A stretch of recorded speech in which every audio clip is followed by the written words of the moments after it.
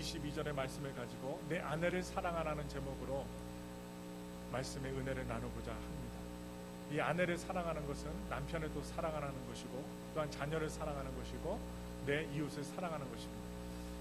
지난 시간에 우리는 솔로몬 왕이 그 아들과 백성들에게 아주 구체적으로 아주 조심해서 이방 여자를 조심하고 창녀를 조심하고 그들은 아주 그렇게 그 입은 기름같이 미끄럽고 또 그 입술은 꿀을 떨어뜨린 것 같이 아주 달콤하고 그리고 달게 느껴지는 것 같아도 결국은 이것이 쑥이고 이것은 사람을 황폐케 하고 쓰게 만들고 망하게 할 뿐만 아니라 이들과 가까이 하게 되면 우리의 소중한 것들, 명예를 잃어버리게 되고 우리의 수완, 삶도 짧아지고 재물도 없어지게 되고 그리고 나이가 많아서는 후회와 한탄, 아주 부끄러운 일을 당하게 될 것이라는 것. 바로 그것으로 말미암아 생을 마치게 될 것이라고 우리 솔로몬 왕이 우리 후대에 있는 사람들에게 아주 강력하게 말씀하시는 것을 우리는 들었습니다. 그런 거로 이방 여자, 특히 이런 사람들을 조심하라고 성경은 말하고 있고 이 솔로몬 왕은 우리에게 주의를 권고하고 있습니다. 이제 오늘 본문은 이에 대한 적극적인 것을 말하고 있습니다. 이렇게 이방 여자를 삼가하라. 이렇게 적극적으로 극복해야 될 인류는 곧 내 아내를 사랑하라. 우리가 이방 여자를 그냥 여자로만 볼 수도 있지만 이방 신이 될 수도 있고요. 그리고 내 아내를 사랑하라는 우리 전지전능하신 하나님을 사랑하는 것과 같습니다. 아주 평범하고 그저 아주 당연한 말처럼 들리지만 아주 소중한 말씀입니다. 그것이 결국은 모든 불의를 이길 수 있는 길이 되어야 되고 다시 말해서 가정을 사랑하라는 말씀입니다. 그래서 오늘 본문에서는 이 가정을 우물에 비유합니다. 우물에 비유해서 너는 내 우물에서 물을 마시며 15절에 보시면 너는 내 우물에서 물을 마시며 누구의 우물이요? 다른 사람의 우물이 아닙니다. 다른 집의 우물이 아닙니다. 너의 우물, 나의 우물에서 물을 마시라고 했습니다. 즉 가정은 마치 샘터와 같아서 이곳에 시원함을 주는 물이 있다는 것입니다. 가정은요 쉼이 있어요. 가정에 가면 편해요. 아무리 여행을 좋은 곳에 다니셔도 집만큼 좋은 곳이 없어요. 내 집만큼 좋은 곳이 없어요. 아무리 좋은 호텔에서 살고 리조트에 가서 일주일, 2주일, 한 달, 2달은 있을 수 있어도 좀 지내다 보면요 어디가 생각이 날까요? 내 집이 생각나요. 내가 살던 침대, 내가 살던 집, 내가 쓰던 기구들이 생각이 나고 보고 싶고 쓰고 싶습니다. 그래서 오늘 이 15절에서 말하는 우물은 우물만이 가지고 있는 물이 있는데 여기서 물을 얻고 여기서 시원함을 얻는 것입니다. 그러므로 여기서 얻고 밖에서 얻으려고 하지 말라는 이야기. 밖에서 얻지 말고 나의 것에서 얻으라는 것입니다. 또 16절 보시면 이 물을 바깥으로 흘려 보내지도 말라고 해요. 어찌하여 내 샘물을 집 밖으로 넘치게 하냐. 바깥으로 보내지 말라고 했는데 이것은 사람들이 가정적으로 살아야 한다는 말을 하고 있는 것입니다. 오늘 이 세계 아주 복잡한 문제들이 많은 것 같으나 알고 보면 역시 무슨 문제일까요? 인간의 문제입니다. 사람의 문제입니다. 기술의 문제도 아니고 재산의 문제도 아니고 그리고 정치적인 문제도 아닙니다. 무슨 문제일까요? 심히 파고 들어보면 가정의 문제입니다. 모든 문제의 근본은 가정이고 또 가정이 가정되지 못하는 이유는 인간성이 타락하기 때문입니다. 온 세계의 가정이 파괴되어 가고 있어요. 그래서 이 가정을 하나님께서는 잘 지키라는 말입니다. 옛날에는요 결혼하는 사람을 부러워해서 결혼합니다. 결혼하는 사람 보면요 남자가 홀쭉했는데 결혼하고 나서는 통통해지고 배도 아저씨 배처럼 그냥 튀어나오고 그러니까 좀 이렇게 복스럽게 생겨요. 그러니까 부인이 얼마나 잘해주면 배도 나오고 살도 찌고 그리고 강한 사람이 될 수 있을까 부러워해서 남자들이 결혼도 하고 또 부인들도 결혼하고 나서 아이가 생기고 또 남편의 사랑을 받고 또한 옆에서 멀리서 가정을 볼 때 행복해 보이니까 부러워서 결혼했어요. 그래서 결혼했다면 모두 축하해주고자 하는데 요즘은요 결혼하는 사람을 하나같이 정신 빠진 사람으로 취급한다고 요즘 세대들 걱정합니다. 정신 빠진 사람, 정신이 없어서 그래. 온전한 정신이면 결혼 안 할 텐데 이런 얘기들을 젊은이들은 한다고 합니다. 그래서 통계를 보면 결혼 연령의 사람으로 결혼하지 않는 사람이 40% 넘는다고 해요. 비혼의 시대, 이제 결혼을 좋아하지 않는 시대입니다. 결혼하지 않습니다. 결혼한다는 것만 가지고도 큰 축복인데 어떤 때는 안 한 것만도 못 한다고 해요. 그래서 사람의 성격이 못되어서 또 해도 못 삽니다. 결혼할 수 있는 그런 성격과 그 체질이 아니기 때문입니다. 그래서 요즘 시대에 제가 좀 전에 말씀드렸지만 비혼 시대, 결혼을 즐겁게 여기지 않는 시대, 결혼 안 합니다. 혹은 못 합니다. 또 결혼한다고 해도 불임 시대입니다. 아기를 안 가져요. 아이를 낳지 않습니다. 왜? 남편하고 아내가 그냥 즐겁고 행복하게 둘이서 신혼처럼 끝까지 살겠다는 것입니다. 검은 머리가 팥뿌리가 될 때까지 자녀 없이 둘이서만 행복하게 살겠다는 것입니다. 네, 얼토당토하는 말이죠. 낳아서 키우고 고생하느니 안 낳겠다는 주입니다. 지금 여기 계신 분들은 그래도 아이들을 잘 하셨기 때문에 할렐루야, 네, 복된 분들인데 저도 뭐 둘 낳았으니 하나님께 감사드리고요. 그래서 이 오늘 주신 성경에서는 뭐라냐, 결혼함으로써 행복하고 자식을 낳음으로써 행복한 이런 하나님이 우리에게 주신 정상적인 행복을 본문에서는 뭐라고 얘기했냐, 두 글자, 샘물이라고 합니다. 샘물이라고 했어요. 이런 샘물, 아름답고 귀한 샘터가 여기 있는데 그것을 즐기지 아니하고 비정상적인 방법으로 지낸다는 말입니다. 그래서 우리나라에서도 지금 그런 바람이 들어와서 큰일이에요.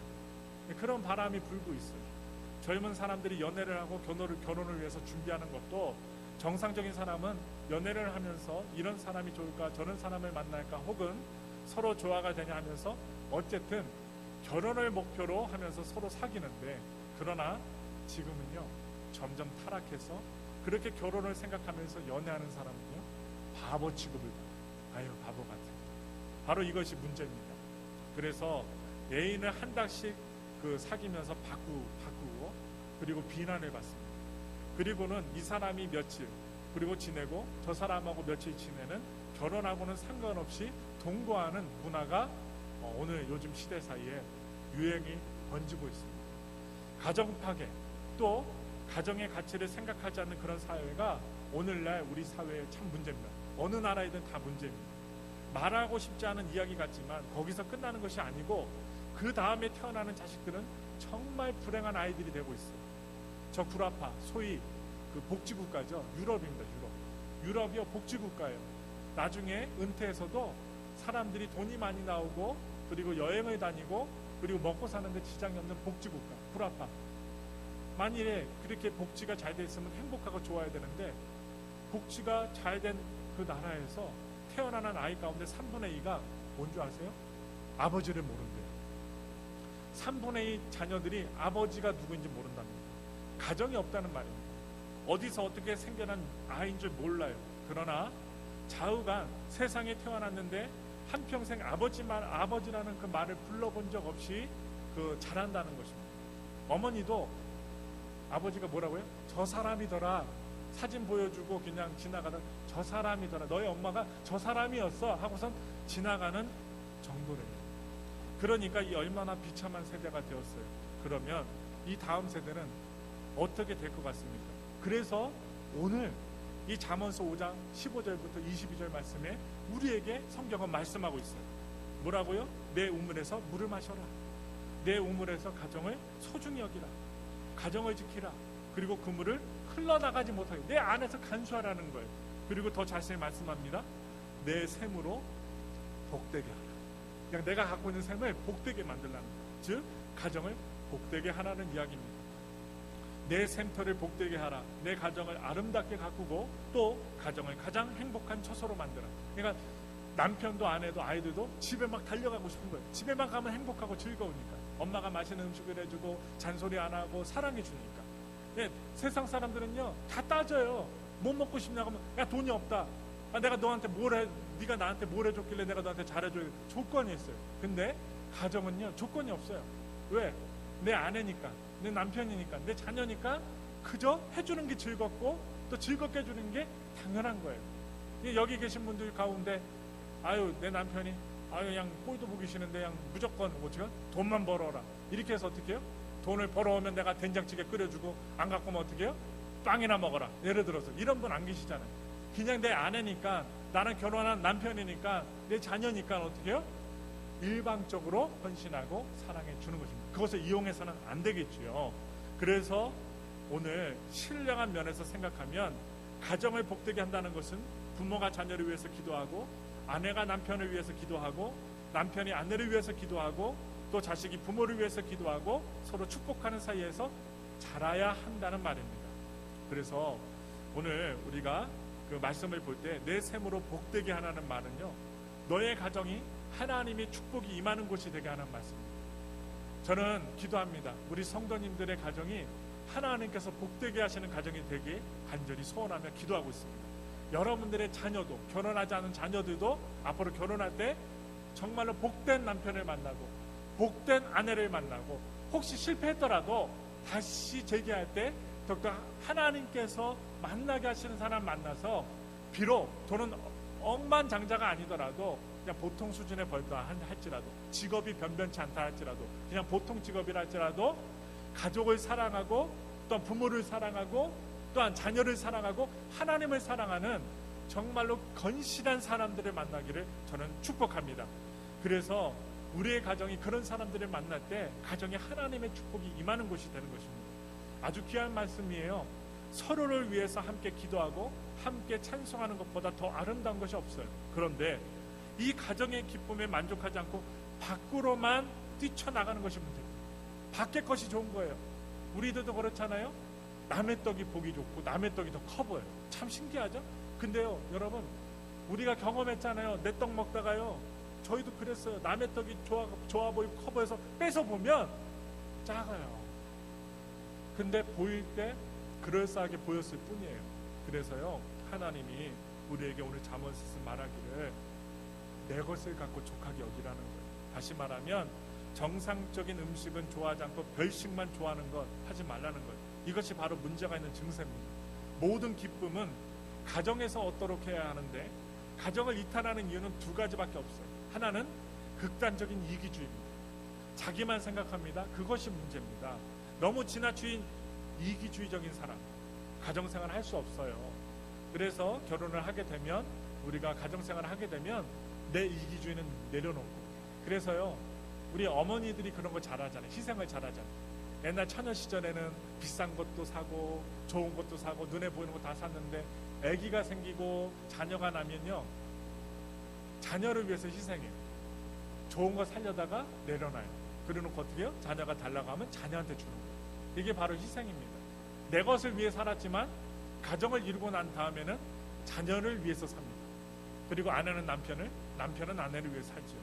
바로 그렇게 서로 위하며 살 때 그 가정은요, 진정 행복이 솟아나는 샘물, 하나님의 축복이 임하는 처소가 되는 것입니다. 그래서 우리는요, 결혼 생활을 하더라도 많은 사람 괴롭히지 않고 이기주의 내려놓고 살아야 돼요. 그래서 내 샘으로 복되게 하라는 것은 가정이 하나님의 축복이 임하게 하는 곳으로 만드는 것과, 두 번째, 커미트먼트가 없는 것입니다. 바로 약속이 없는 것이죠. 헌신이 있어야 돼요. 애당초 사람은 섬기며 살게 되어 있지 섬김을 받으며 살게 되어 있지 않습니다. 섬기는 기쁨을 모르는 사람은 자격이 없어요. 결혼을 해도 못 삽니다.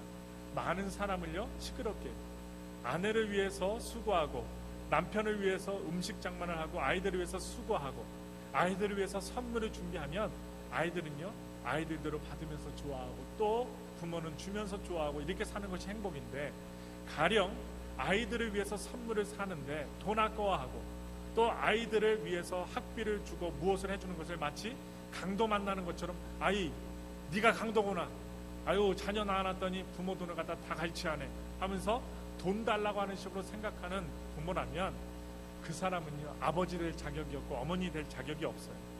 없어서 못 주죠. 더 많으면 더 많이 줄 텐데 없어서 못 주지요. 주는 재미가 얼마나 좋아요. 참 기쁜 것은 어린아이들이요, 그 자녀들이 무엇을 주면요 참 기뻐해요. 그래서 주님께서는 우리에게 말씀하신 것 같아요. 어린아이 같은 믿음을 가져. 우리가 작은 것 하나 하나님께 받을 때 기뻐하고 감사했는데 오랫동안 신앙생활하다 보면서 우리가 어떻게 해요? 그런 기쁨과 감사를 잃어버릴 때가 많아요. 더 큰 것만 바라고 작은 것 주시면 이리 삐뚤 저리 삐뚤 하나님 안 계시네 이런 헛소리 하면서 정말로 하나님 마음을 아프게 한 적이 많이 있죠. 우리가 왜 부모가 되었을까요? 하나님의 마음을 알라고 부모가 되게 하신 것 같아요. 그래서 아이들이 크면요, 달라고 안 해서 또 문제입니다. 크면 달라고 안 해요. 자기들이 알아서 벌어먹고 또 자기들이 알아서 합니다. 좀 더 크면 거창한 소리로 못 들여서 죄송하다고 합니다. 그렇습니다. 별로 반갑지 않는 소리입니다. 역시 자식은요, 부모로부터 받고 부모는 자녀를 위해서 주는 바로 그 위에 행복도 있고 아름다운 것이 있습니다. 저도 부모님께 뭘 드려봤어요. 근데 잘 못 쓰시더라고요. 부모님은 자녀가 귀한 걸 주면요, 못 써요. 아까워서 못 써요. 우리 아들이, 우리 딸이 어떻게 해서 벌어서 나한테 준 건데 내가 아니 그냥 그 거미줄 치도록 이렇게 놔두고 안 쓰시더라고요. 그리고 나서 어떻게 해요? 나중에 도로 주더라고요. 그러니까 받은 것을 아껴놨다가 아들이 필요할 때 용돈이라도 주는 게 부모입니다. 그래서 저희도, 우리 모두도 나이가 들고 연세가 들어가면서 부모 사랑은 내리사랑, 위로부터 내리는 사랑. 우리 신앙도 마찬가지입니다. 하나님으로부터 우리가 받아 누리는 신앙이라는 것을 깨닫게 돼요. 그러므로 오늘 성경 말합니다. 오늘 18절이죠. 한번 18절 볼게요. 내 셈으로 복되게 하라. 내가 젊어서 취한 아내를 즐거워하라. 여기서 뭐요? 내 셈으로 복되게 하라. 그랬습니다.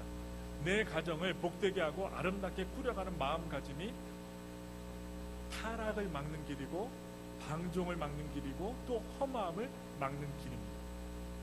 가정 철학에 그런 이야기를 합니다. 가정이라는 것이 이루어져야 하는 이유는 무엇보다 방종으로부터 자유, 험으로부터의 자유, 이런 것들을 위해서 가정이 있어야 된다고 합니다. 가정이 있음으로써 험함에서 벗어날 수 있고, 나이 많아서 남는 것은 자녀들밖에 없기 때문에 하는 말이기도 합니다. 우리가 잘한 게 뭐예요? 자녀를 잘 둔 거예요.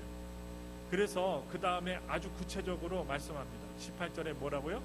내가 젊어서 취한 아내를 즐거워하라. 이렇게 말씀하고 있는데, 즐거워하라는 말은요, 그 바꿔 말하면 사랑하라는 말입니다. 사랑하라. 여기서 문제가 됩니다. 젊어서 취한 아내는 자꾸 나이가 들다 보면 늙어갑니다. 이젠 재미가 없어 젊은 사람으로 간다고 하면 떠나는데, 오늘 본문은요, 조강지처를 즐거워하라는 것입니다. 저와 우리 남자들 그리고 우리 여성들에게 하는 말입니다. 반대로 생각하세요. 그래서 우리가 여기서 문제가 되는데, 뭐나 만족하게 여기라 그랬습니다. 즐거워하고 만족하게 여기라 그랬는데 가장 귀한 것입니다. 여기서 떠나면 가슴을 치게 되고 얼마나 후회가 되는지 모릅니다. 너무나 불행하기 때문에 성경은 조강지처를 지키라고 말씀하시면서 또 족하게 여기라 그랬습니다. 이거를요, 무조건 목사님은 왜 나는 남편도 없는데 왜 아내를 사랑하라, 남편을 사랑하라 이렇게 말씀하시는지 모르겠는데, 이거를 적용하는 것은 하나님과도 적용할 수 있어요. 우리는 아내가 되고 하나님 우리 남편, 영원한 남편이 되셔요. 그러니까 하나님 한 분만으로 기뻐할 수 있는 우리 믿음을 가지라는 거예요. 여러 가지로 적용할 수 있어요. 부족한 것도 많겠지만 족하게 여기라.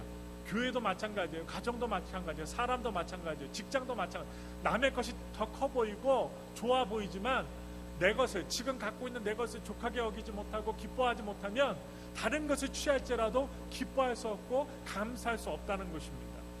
그래서 통계학적인 진리는요, 서양 사람들은 비교적 좀 마음에 안 들면 한쪽에서 이혼 신청을 해서 상대방이 받아들이면 간단하게 이혼이 됩니다. 요즘 미국 사회가 그렇죠. 그런데 한 번 이혼한 사람은 두 번 이혼하는 것이 아주 쉽습니다. 그러니까 이혼한 사람은 이혼의 소질이 있는 거예요. 그래서 한 번 이혼한 사람이 또 이혼을 합니다. 두 번 이혼할 때는 어디로 갑니까? 그것이 재미가 있다고 합니다. 한 번 이혼한 사람이 다시 결혼했다가 또 이혼할 때 처음에 결혼한 사람과 다시 결혼하는 일이 여자는요 50%래요. 50%. 남자는요 75%라고 합니다. 그렇게 많습니다. 이 통계는요, 젊은 사람, 예쁜 사람, 똑똑한 사람, 또 상냥한 사람 만나서 지내보니까 역시 구간이 명관이라는 거예요. 보는 거하고 딱 볼 때는 되게 좋아 보이고 나를 더 사랑해 줄 것 같고 했는데 살아보니까 똑같다는 거예요. 똑같다는 거예요. 그것을 학술적으로 설명하면 역시 외모의 아름다움이나 지식의 아름다움이나 있다 하더라도 도덕적인 아름다움이 함께하지 않으면, 도덕적으로 아름다움이 함께하지 않냐면 행복할 수가 없다라는 거예요. 그래서 얼핏 생각할 때는 그 창녀의 관계가 즐겁고 또 잘못된 불륜의 관계가 즐거운 것 같지만, 좋아 보이는 것 같지만 사실은 즐겁지 않다는 것입니다. 그것은 진짜 행복지수가 매우 낮대요. 그냥 몸은 즐거울 수 있어도 행복지수가 아주 땅바닥으로 떨어진답니다. 그리고 죄의식 때문에 그 죄의 의식 때문에 사람이 어떻게 해요? 행복하지 않대, 기쁘지 않대. 그래서 18절에 주신 말씀 지금 읽었죠? 내 아내를 즐거워하라. 내가 젊어서 취한 아내를 즐거워하라. 그리고 그는 사랑하는 암사슴 같고 아름다운 암노루 같으니 너는 그의 품을 항상 족하게 여기며 감사하고 또 만족하게 여기라는 것입니다. 그랬습니다. 또 19절에 그 사랑을 항상 연모하라. 보세요. 그의 사랑을 항상 연모하라 그랬는데 자칫 잘못 생각하면 지금 같이 산 지가 몇십 년인데 무엇을 연모하고 의무적으로 대하지 말고 또 보기 싫은 것 보는 것처럼 대하지 말고 연모하라고 그랬어요. 여기서 뭐라는 거예요? 그 산지 몇십 년인데 무엇을 연모하냐고 되물을 수 있지만 여기서의 의미는요, 마음으로부터 사랑하는 거예요. 마음으로부터 사랑. 신혼 때는 육으로 사랑할 수 있지만 점점 나이가 들수록 어떻게 해요? 마음으로부터 사랑하라는 거예요. 마음으로. 저한테도 하는 말이고 우리 모두에게도 하는 말입니다. 그래서 보기 싫은 것처럼 대하지 말고 연모하며 연애하는 것처럼 사랑하라. 우리가 하루 종일 웃어야 할 이야기가 있습니다. 어떤 사람의 아내가 죽었어요. 장례식을 하는데 장례 행렬이 갑니다. 많은 사람들이 따라오고 있더랍니다. 옛날에 장례식이었나 봐요.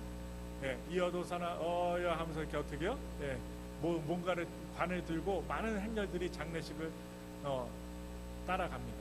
그런데 그 장례식 하는 그 남편이 커다란 개 한 마리를 데리고 장지까지 가는 거예요. 맨 앞에서 큰 개 한 마리를 딱 끌고서 장지까지 가는 것이었습니다. 사람들이 모두 이상하게 그 남편을 생각했어요.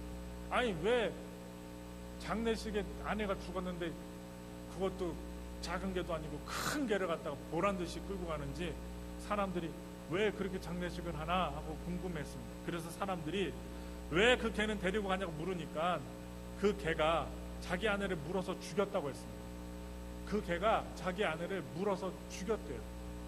그러니까 그 옆에 있던 사람이 그러면 그 개를 자기에게 팔라고 했더니 그 다음에 하는 말이 그 뒤에 오는 사람들이 장례식에 온 것이 아니고 전부 개사하겠다고 오는 사람이었다고 대답을 했다고 합니다. 그러니까 생각해 보면 그런 남편들하고 살고 있는 것입니다. 오늘 말씀은요, 항상 연모하라 그랬습니다. 그냥 여러분 같이 사는 것이 아니고 연애하라는 것입니다. 어려운 말이기도 해요. 맨날 봤는데 어떻게 연애하며 사니? 어려운 말이기도 해요. 근데 그 연애하는 마음으로 살라는 거예요. 내 아내와 연애하고 내 남편과 연애하는 말입니다. 그래서 뭐라고요? 연모라고요. 연모. 연모라는 말은요, 연애. 너무 확실하게 너무 구체적으로 말하고 있어요. 그래서 내 샘으로 복되게 하라. 내 아내를 즐거워하라. 또 내 아내를 만족하게 여기라. 또 그리고 내 아내와 연애하라 그랬는데 어떻게 생각하세요, 여러분들? 이 얼마나 중요한 말입니까? 가끔 여행하면 보면서요, 여행하면서 사람들이 할 일을 다 마치고 나이 많이 들어서 머리가 희끗희끗하신데 은퇴하고 난 이후에 두 내외간에 같이 여행 다니는 모습을 여행지에서 봅니다. 아니 막 나이도 드셨는데 두 손을 꼭 잡고 둘이서 댕겨요. 모자도 예쁘게 멋있게 옷을 차려입고 두 분이서 아주 멋지게 손을 잡고 보란듯이. 그럼 어떻게 해요? 한쪽 분은 또 고개를 갖다 딱 남편의 그 두툼한 어깨에다가 딱 하고선 팔짱을 끼고 가는데 되게 멋있어 보여요. 아름다워 보여요. 나이가 지긋이 드셔도요, 아주 이렇게 분위기 있게 부인하고 딱 이렇게 당기는 모습. 부인이 앉을 때 의자를 딱 뒤로 당겨주고 자기 그 멋진 옷으로 싹싹싹 이렇게 그 네프킨으로 안 닦고 자기 옷으로 닦아요. 그러면 부인이 그죠. 여보 당신 멋있는 옷이 더러워져. 아니야. 당신이 앉을 자리인데 내 옷 더러워지는 것 하나 괜찮아. 하면 어떻게 해요? 부인이? 하면서 어떻게 앉죠. 기분이 좋아서. 얼마나 기분 좋아요. 맨날 앉던 자리인데 남편이 자기 옷까지 더럽히면서 부인이 앉을 자리를 갖다 닦고 이게 먼지가 묻어도 당신이 앉을 자리인데 내 옷 하나 더러워지는 건 문제가 아니라고 말도 잘해요. 또 당신이 앉을 자리인데 내 옷 더러워져도 괜찮으니까 부인이 어떻게 해요? 용돈 100불 줄 거 200불 주겠죠. 얼마나 감사해요. 그래서 서로 연애하면서 다정하게 다니는 부부가 있는가 하면 어떤 부부는 죽지 못해 같이 다니는 것 같아 보였습니다. 여행지에 가보면 정말 큰 문제입니다. 그래서 오늘 성경은 제도적으로 또 의무로 생각을 같이 할 수 있지만 그러나 중요한 것은 마음으로부터 연애하라고 하는 말씀입니다. 마음으로부터 생각하고 마음으로 갖다 계속 생각하면 배려할 수 있다는 것입니다. 저도 그렇게 생각합니다. 그리하면 이 성경 말씀의 문맥은 이방 여자로부터 보호할 수 있고 불행함으로부터 가정에서부터 보존할 수 있고 불명예스러움부터 우리 남편과 아내를 보존할 수 있고 지킬 수 있고 그리고 특별히 늙어서 한탄하는 비참한 삶을 살지 않게 된다는 것입니다. 너를 지켜준다는 말씀이에요. 그래서 20절 말씀 보겠습니다. 내 아들아 어찌하여 음녀를 연모하겠으며 어찌하여 이방 계집의 가슴을 안겠느냐. 20절 말씀은요, 미련한 사람들은 여전히 이방 여자나 창녀를 좋아해서 스스로 자기를 파괴하고 있지만 하나님의 사람들은 언제나 가정을 사랑하고 지켜야 한다는 말씀입니다. 요새 세계를 위한다 하지만 그래도 제일 쉬운 일은요, 가정부터입니다. 모든 축복이 가정으로부터 나와요. 그래서 제가 목회 지침으로 생각한 것은 오늘도 말씀을 준비하면서 경건한 가정입니다. 저희 가정도 경건한 가정, 오늘 말씀을 들으신 우리 성도님들의 가정도 경건한 가정입니다. 자녀들을 위해서 시간을 많이 내서 가족들과 함께 지내고 서로 노력해 가야 된다. 서로 투자해 가야 합니다. 또 서로 힘써야 돼요. 공부해야 되고 특별히 공부하는 중에 말 공부를 많이 해야 될 것 같아요. 말 공부. 사람들이요, 이렇게 우리 성전에 들어오시고 얘기를 많이 나누지만 많이 어디서 상처를 받느냐, 말 때문에 상처를 받더라고요. 말 한마디. 나는 그냥 무심코 던졌는데 듣는 사람은 돌을 맞은 것처럼, 화살을 맞은 것처럼, 칼을 맞은 것처럼 상처가 나갔고요. 그 말 한마디 때문에 상처가 너무 깊어서 신뢰가 깨지고 관계가 깨지는 것을 보게 됩니다. 그래서 말 공부를 해야 돼요. 말 공부. 그냥 사람을 보면 예를 들어서 누가 머리를 하고 오셨으면 진짜 있는 그대로 아름답다고. 근데 마음이 꼬인 분들은 어떻게 해요? 어디 미장원에서 했지? 평소하고는 좀 틀리네 하면서 어떻게 해요? 비꼬지 말고 그냥 있는 그대로를 그냥 좋게 여기고 절대 긍정, 절대 감사로 말을 하고 또한 상대를 대해줘야 될 것 같아요. 그래서 연애하는 사람은요, 연애하는 말을 배워야지 무뚝뚝한 말솜씨 갖고는 잘 안 됩니다. 말을 좀 배워서 사랑을 마치 화초를 가꾸듯이 갖고 가야 합니다. 그래서 오늘 성경 말씀은 뭐라고 해요? 내 샘물을 내 샘물에서 마셔라. 내 샘물을 복되게 하라. 내 아내를 즐거워하라. 족하게 여기라. 연모하라. 이렇게 구체적으로 행복의 길을 우리에게 가르쳐 주고 있습니다.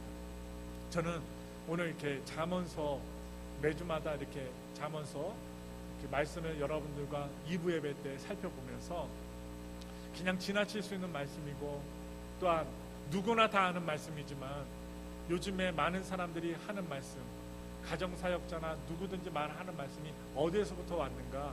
이 하나님의 잠언서 말씀으로 왔다고 봅니다.